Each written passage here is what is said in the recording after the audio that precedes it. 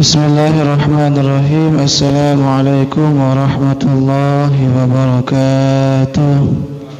Alhamdulillah, kita masih diperjumpakan kembali oleh Allah Subhanahu wa taala dalam majlis ini, sedikit belajar ayat-ayat Allah Subhanahu wa taala di dalam Al-Qur'anul Karim. Dan semoga kajian kita dicatat amal ibadah di sisi Allah Subhanahu wa taala. Amin. Pada kesempatan kali ini ya Bapak Ibu rahimakumullah, kita masih di surah Ali Imran, surah ketiga, ayat 108 sampai 109. Insyaallah 2 ayat. Kita bacakan ayatnya. A'udzubillahi minasyaitonirrajim. Bismillahirrahmanirrahim. Tilka ayatullahi natluha 'alaika bil haqq wa ma Allahu yuridu dzulman lil 'alamin. Walillahi ma fis samawati wa ma fil ardh wa ila Allahi turja'ul umur.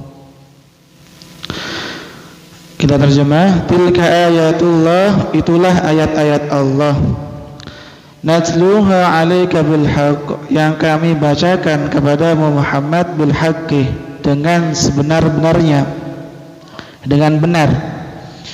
Wa mallahu yuridu dzulman lil 'alamin, dan Allah tidaklah berkehendak untuk menzalimi siapapun di seluruh alam ini. Walillahi ma fis samawati wa ma fil ard, dan miliklah Allah segala apa yang ada di langit dan di bumi. Wa ilallahi turja'ul umur, dan hanya kepada Allah semua urusan akan dikembalikan. Bapak Ibu rahimakumullah, kita bahas ayat ini, 2 ayat ini, ayat 108 sampai 109. Kata Allah di sini, itulah ayat-ayat Allah yang kami bacakan kepadamu Muhammad dengan sebenar-benarnya, dengan benar, tidak ada kebohongan, tidak ada kebengkokan, karena apapun yang disampaikan oleh Allah Subhanahu wa taala dalam Al-Qur'anul Karim ini semuanya adalah wahyu Allah, yang tentunya semuanya adalah kebenaran. Ya, ayat yang sering kita dengar adalah Alif Lam Mim, dzalikal kitabu la raiba fihi. Dzalikal kitabu la raiba fihi, itulah kitab Allah Subhanahu wa taala, la raiba fihi, yang tidak ada kebengkokan sedikit pun di dalamnya. Kebenaran semua isinya. Dan satu ayat yang diragukan kebenarannya, maka sudah dianggap gugurlah keimanan seseorang. Jadi misalkan ayat Al-Quran terdiri 6.000 sekian ayat, ternyata ada satu ayat yang kita ingkari kebenarannya, maka cukuplah orang itu dikategorikan sebagai seorang kafir atau orang yang tidak beriman. Karena semuanya yang datang dari Allah Subhanahu wa taala, dari Al-Fatihah sampai An-Nas, semuanya adalah kebenaran, tidak ada kebengkokan sedikit pun. Makanya disebutkan oleh para ulama, man syakka fil Qur'an faqad kafar. Barang siapa yang ragu terhadap Al-Qur'an, maka sudah cukuplah bagi orang itu untuk dikategorikan sebagai seorang kafir atau non muslim lah kalau sekarang. Kafir. Jadi itu Bapak Ibu rahimakumullah, ayat-ayat yang dibacakan atau yang disampaikan, diwahyukan oleh Allah Subhanahu wa taala, dibacakan kepada Nabi Muhammad oleh siapa? Malaikat Jibril gitu ya, karena juga melalui malaikat Jibril, semuanya itu bil haqqi, membawa kebenaran. Tidak ada kebangkokan sedikit pun. Mungkin sering kami sampaikan Bapak Ibu rahimakumullah bahwa Nabi kita Muhammad SAW itu bergelar gitu. Salah satu gelarnya adalah Al-Ummi. Apa Al-Ummi itu? Tidak bisa membaca dan tidak bisa menulis. Gitu ya. Apa salah satu hikmah gitu ya yang dibalik itu bahwa Nabi kita Muhammad SAW tidak bisa membaca dan menulis? Allah sebutkan hikmahnya di dalam Al-Quran surah Al-Ankabut surah ke-29 ayat 48 ketika Allah menyebutkan wa ma kunta tatlu min qablihi min kitabi wa la takhutuhu biyaminik idzal lartabal mubtilun. Muhammad, kamu tidak pernah membaca buku atau kitab sebelum ini, dan kamu pun tidak pernah menulis dengan tangan kananmu. Idzal lartabal mubtilun. Kalau tidak demikian, maka orang-orang akan meragukan isi kandungan Al-Qur'an. Pernah kami sampaikan Bapak Ibu rahimakumullah. Jadi apa yang ada dalam Al-Quran ini bukanlah perkataan Nabi Muhammad, bukan karangan Nabi Muhammad, karena Nabi Muhammad SAW tidak pernah membaca buku apapun. Bagaimana mungkin orang yang tidak pernah membaca kemudian menyampaikan sesuatu? Kalaulah bukan karena apa? Wahyu dari Allah Subhanahu wa ta'ala. Itu maksudnya. Jadi orang sekarang kalau tidak pernah membaca buku gitu ya, udah kurang pengetahuannya lah, paling tidak seperti itu ya. Nah makanya Bapak Ibu rahimakumullah, akan tetapi sekalipun Nabi kita Muhammad SAW tidak membaca dan tidak menulis, bukan berarti beliau bodoh gitu ya. Tetap Rasulullah itu adalah fatanah, yaitu cerdas, pintar. Karena sering kami sampaikan bahwa membaca bukanlah satu-satunya cara untuk mendapatkan ilmu. Saya ulangi, membaca bukanlah satu-satunya cara untuk mendapatkan ilmu. Bisa melalui media yang lain, yaitu dengan apa? Pendengaran. Makanya sekarang ada Quran Braille gitu ya. Orang buta hafal Al-Quran. Yang luar biasa, gak buta gak hafal Al-Quran, yang bercanda doang sebetulnya ini. Jadi ternyata sekalipun buta katakanlah masih bisa menghafalkan Al-Quran. Itu menunjukkan bahwa masih ada indera yang lain, media yang lain. Sekalipun orang buta tidak bisa membaca tentunya, ternyata masih bisa menggunakan pendengarnya untuk mendapatkan ilmu pengetahuan. Dan itulah yang kemudian dialami oleh Rasulullah SAW. Sekalipun beliau tidak membaca dan menulis, akan tetapi beliau orang yang pintar, cerdas, dan tentunya dibimbing oleh Allah Subhanahu wa ta'ala, dipandu oleh Allah Subhanahu wa ta'ala. Gitu Bapak Ibu. Jadi dalam Al-Quran ini gitu ya, itu bukan hasil rekayasa Rasulullah. Saya perjelas lagi. Dalam Al-Quran Allah menceritakan kisah Nabi Ibrahim. Dalam Injil Allah mengisahkan Nabi Ibrahim. Dalam kitab Zabur Allah juga mengisahkan Nabi Ibrahim. Muncul kelimah Muhammad ternyata menjiplak gitu ya. Jadi kisah-kisah dalam Al-Quran tentang kisah Nabi Ibrahim itu diambil dari kitab Taurat, diambil dari kitab Zabur. Paham ya Pak Ibu ya? Bisa dipahami. Artinya apa? Tidak begitu kata Allah. Beliau Muhammad itu tidak bisa membaca dan menulis, dan saat itu Injil dan Taurat gitu ya tidak pernah tersentuh, tidak pernah diketahui oleh Rasulullah Muhammad SAW. Jadi Rasulullah tidak bisa membaca, termasuk juga kitab Taurat dan Zabur, kitab Taurat dan Injil tidak ada di zaman di Mekah ketika itu. Bagaimana Rasulullah tahu gitu ya? Kalaulah bukan karena firman Allah Subhanahu wa ta'ala, wahyu dari Allah Subhanahu wa ta'ala. Jadi ini luar biasa sekali gitu ya. Jadi justru menggagalkan klaim-klaim orang yang mengatakan Al-Quran itu adalah karangan Nabi Muhammad sallallahu alaihi wasallam, hasil copy paste, hasil jiplakan dari kitab-kitab sebelumnya kata mereka. Padahal tidak. Ya ada kesamaan iya gitu ya, ada Zabur, Injil, Taurat dan Quran, ada kesamaan, ya benar. Kenapa ya sama? Karena sumbernya sama. Siapa sumbernya?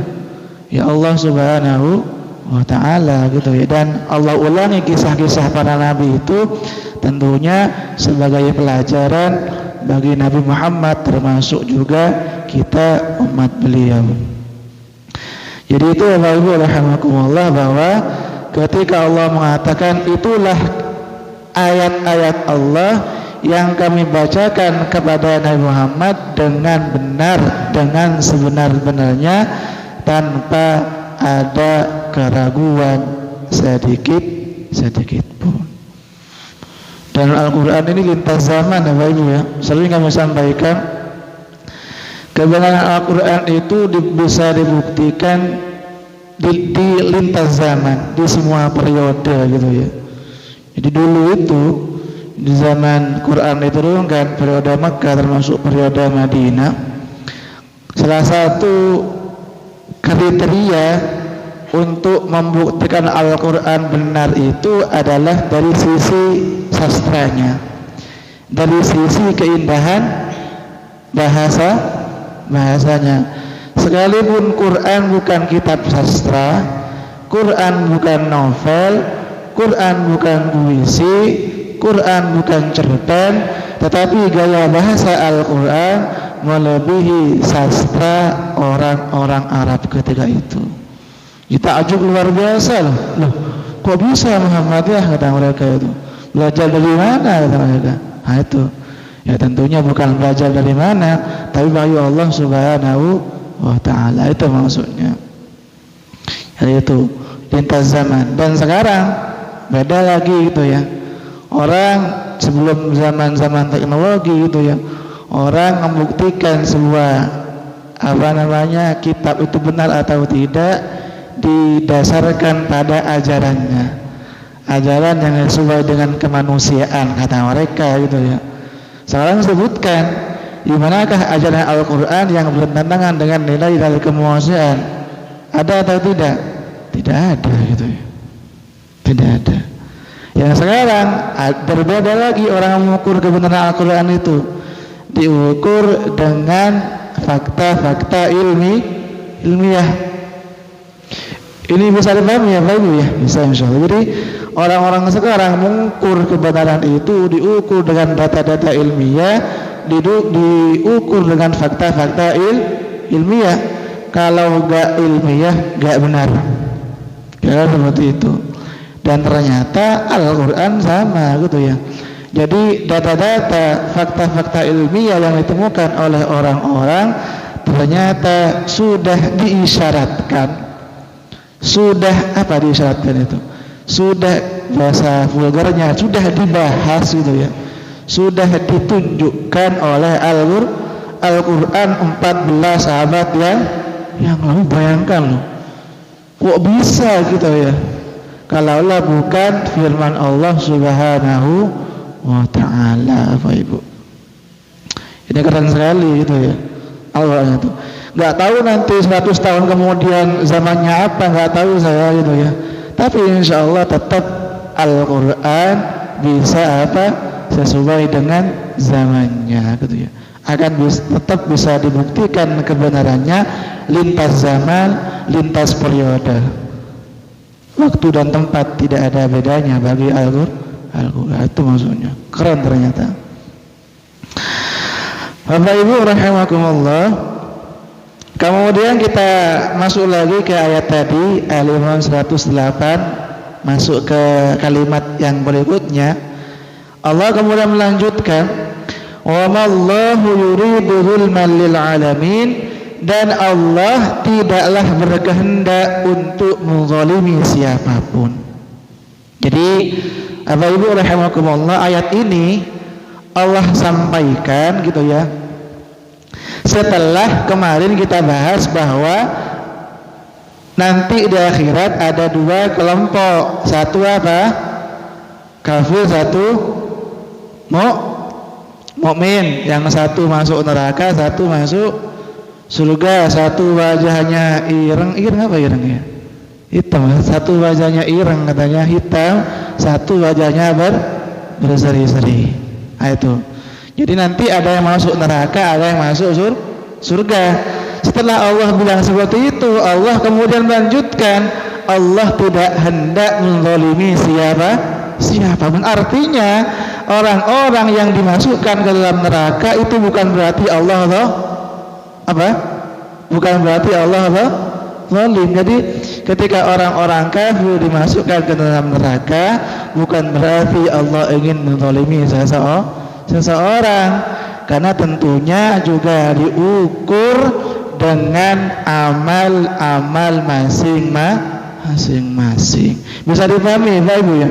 Jadi ketika orang masuk surga, orang kafir masuk neraka gitu ya, tidak bisa komplain lah, kok mereka masuk surga kita masuk neraka, zalim nemen Allah ini gitu ya, kita kok tenggelamkan neraka. Enggak gitu kata Allah. Justru kamu masuk neraka ini sebagai bukti keadilan Allah Subhanahu wa ta'ala. Seandainya semua masuk neraka, masuk surga kan gak adil jadinya.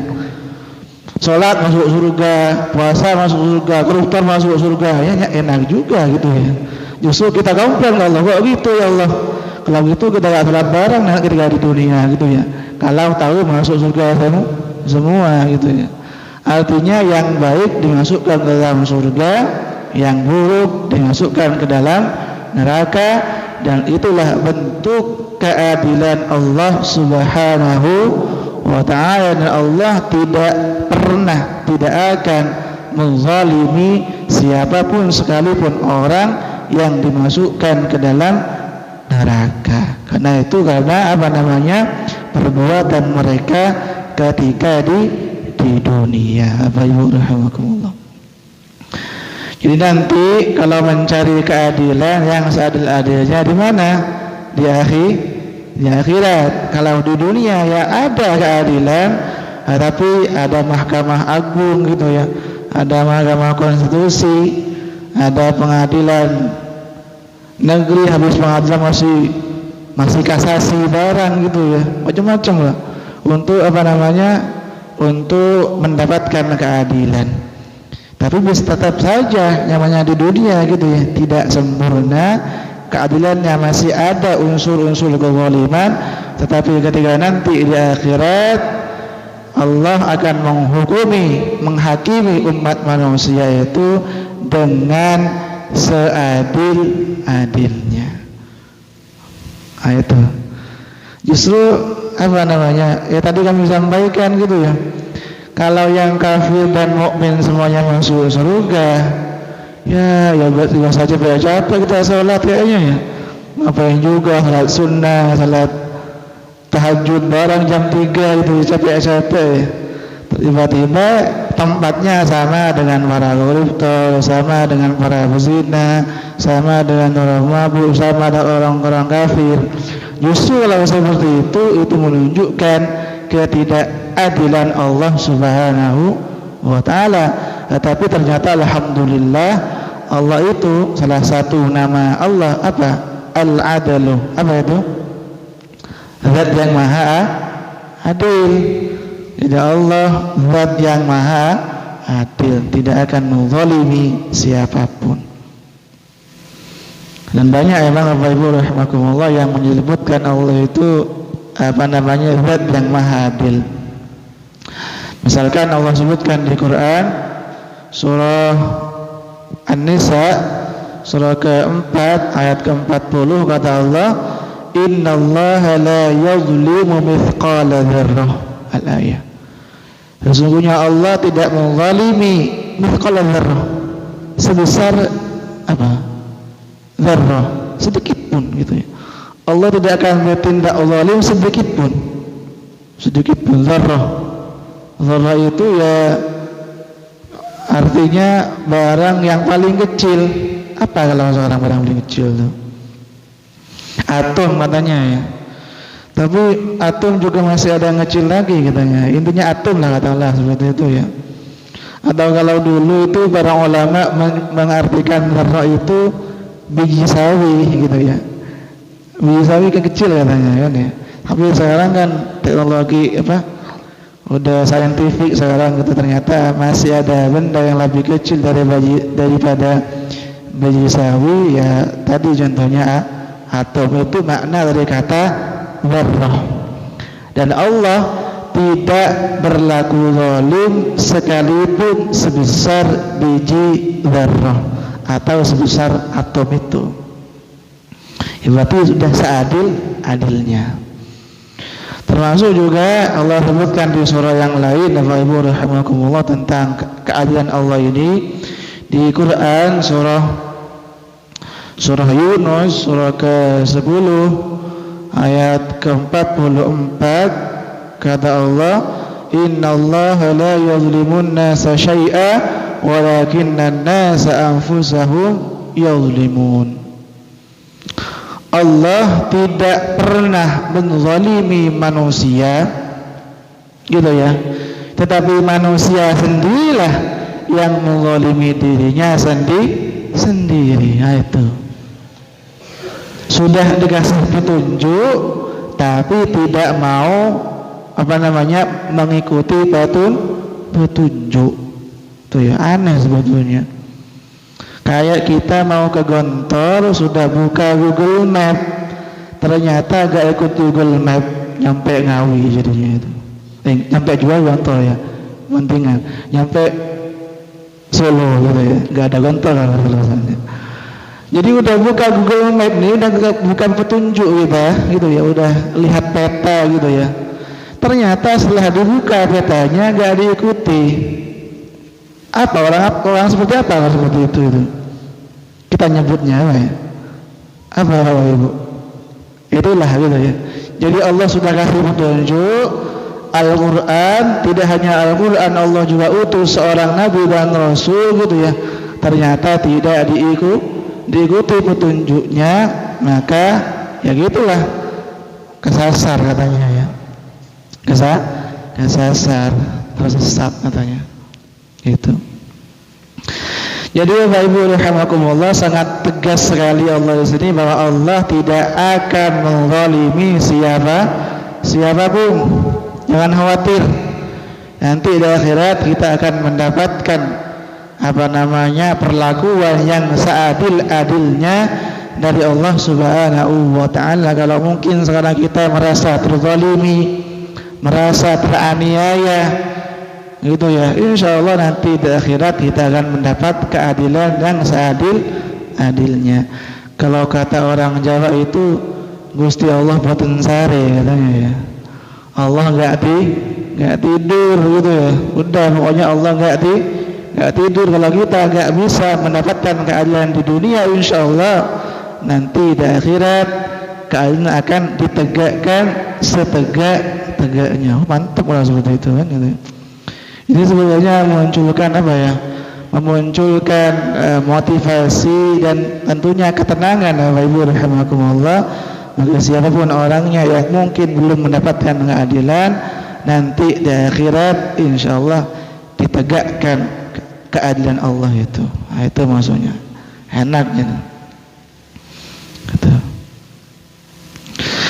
Bapak Ibu rahimakumullah, Kita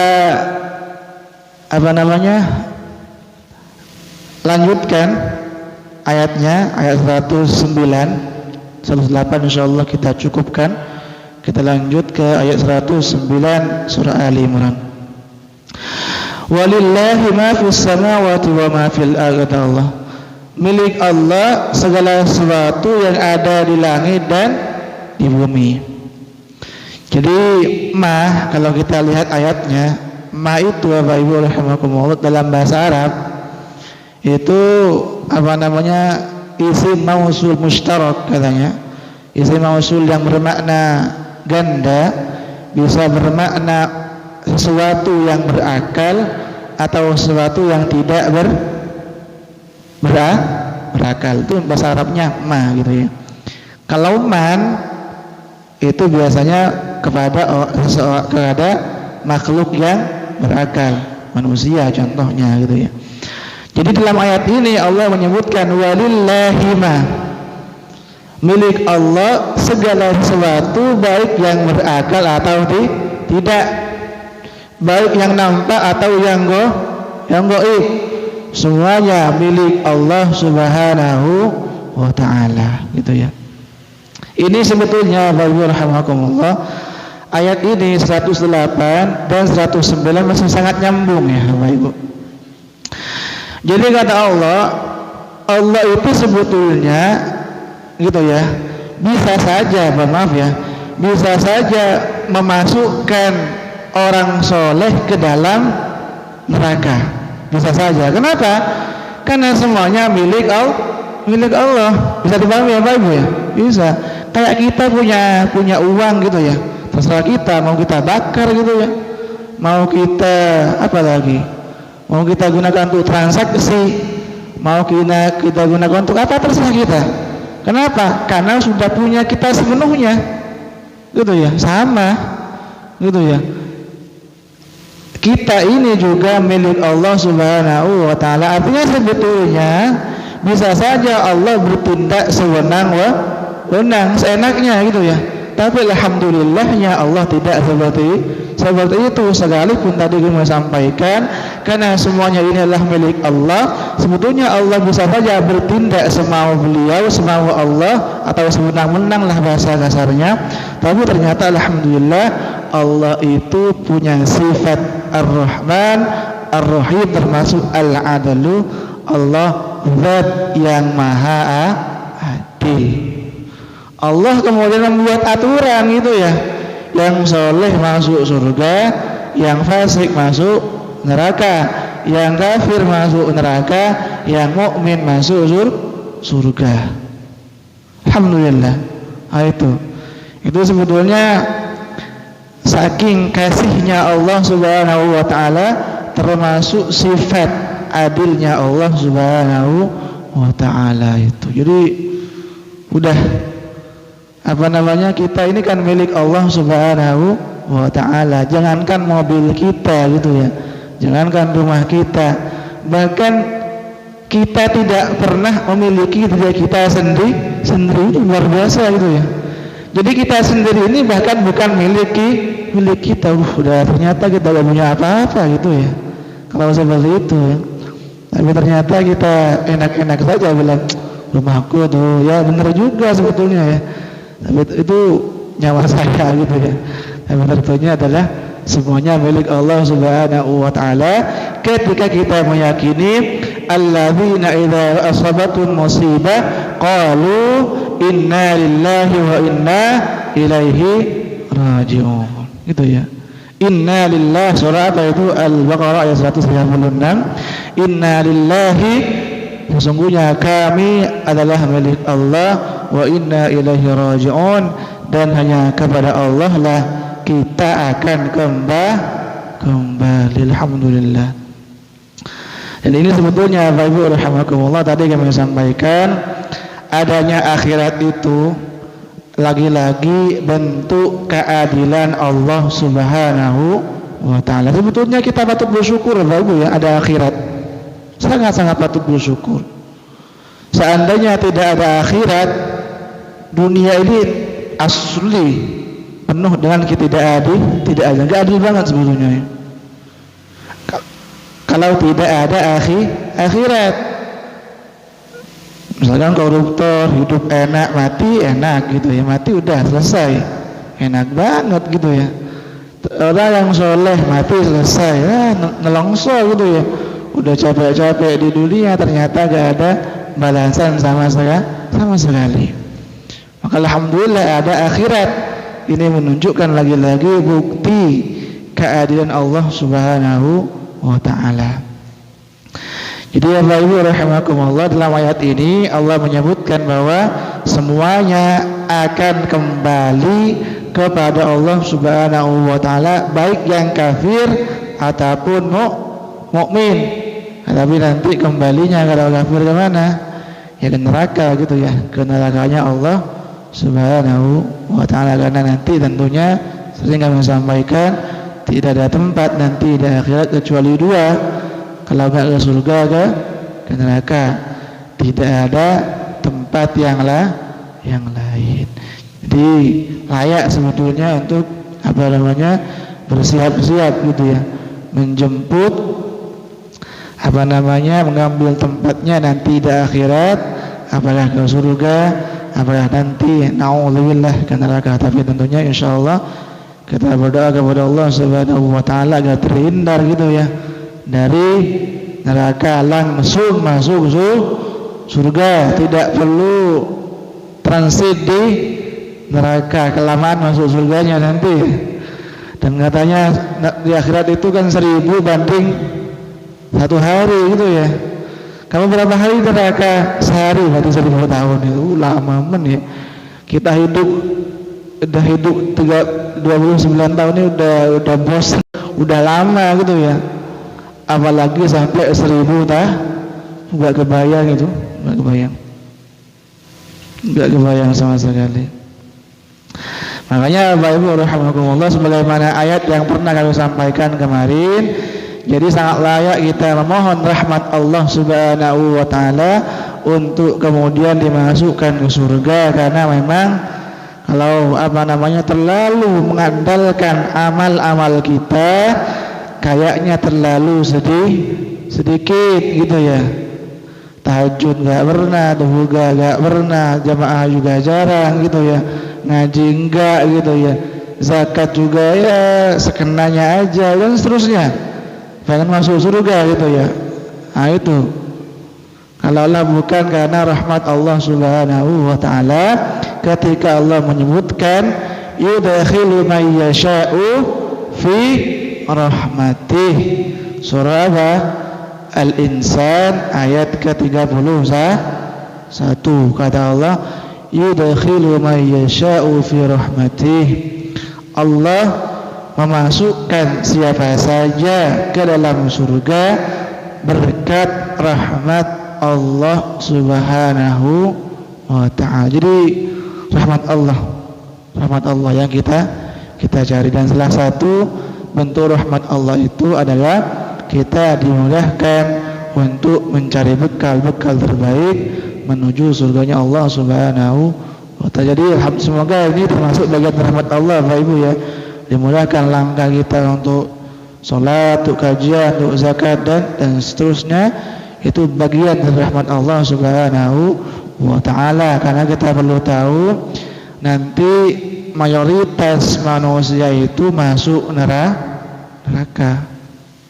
Ini perlu diperhatikan gitu ya, mayoritas masuk neraka. Sebagaimana firman Allah dalam surah As-Sajdah, surah ke-32 ayat ke-13. Kata Allah, walau syi'na la'atayna kulla nafsin hudaha walakin haqqal qawlu minni la'amla'anna jahannama minal jinnati wan nasi ajma'in. Ngeri itu.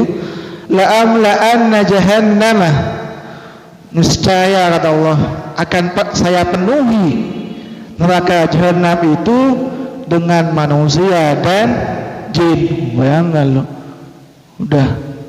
Bahkan dalam ayat yang lain sedikit lagi, surah Qaf ya kalau tidak salah. ayat 30.